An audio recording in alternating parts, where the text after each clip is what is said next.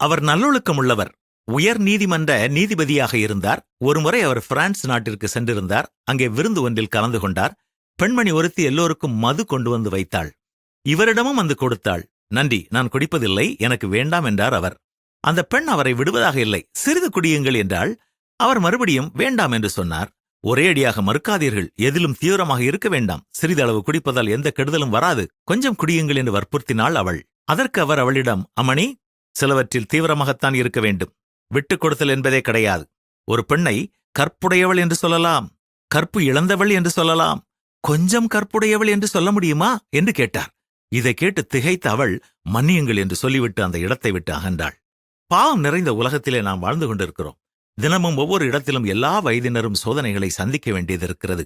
பரீட்சையில் அடுத்தவரை பார்த்து எழுதுதல், போதை பழக்க வழக்கங்களுக்கு அடிமையாகுதல், திருடுதல், பொய் சொல்லுதல், அடுத்தவரின் பொருட்களை இச்சித்தல், லஞ்சம் வாங்குதல், இப்படி பல பாவங்களை செய்ய நம்முடைய மனம் நம்மை தூண்டும். இதில் என்ன தவறு இருக்கிறது என்று நம்முடைய உள் மனம் வாதாடும். இப்படிப்பட்ட வேளைகளில் நாம் கடவுளிடம், கடவுளே, என்னை இந்த சோதனையிலிருந்து காப்பாற்றும் என்று மனமாற ஒரு சிறு பிரார்த்தனை செய்தால் கூட அவர் நம்மை நிச்சயமாக காத்துக்கொள்வார். நான் எத்தனையோ முறை இப்படி கடவுளை வேண்டினாலும் நான் அந்த பாவத்திலே விழுந்து விட்டேனே என்று சொல்கிறீர்களா? சற்று நன்றாக யோசித்து பாருங்கள். உங்கள் உதடுகள் இப்படி பிரார்த்தனை செய்தாலும் உங்கள் உள்ளத்தின் அடித்தளத்தில் வரும் சோதனையான அந்த செயலை செய்வதில் உங்களுக்கு கிடைக்கக்கூடிய இன்பத்தை இந்த ஒரு முறை மட்டும் பெற்றுக்கொள்வேன் என்ற ஆசையை வைத்துக்கொண்டே நாம் பிரார்த்தனை செய்யும் பொழுது நமக்கு வெற்றி நிச்சயம் கிடைக்காது. நான் மதுவை குடிப்பதில்லை, அது தரும் இன்பம் எனக்கு தேவையில்லை என்ற தெளிவான திட்டவட்டமான தீர்மானத்தை செய்ய முடியாத வரை நம்மால் வெற்றியோடு வாழ முடியாது. உறுதியான தீர்மானத்துடனும் இவ்வாறு பிரார்த்தனை செய்வதன் மூலமாகவும் மட்டுமே நாம் சோதனையிலிருந்து விலகி வாழ கடவுள் நமக்கு உதவி செய்வார்.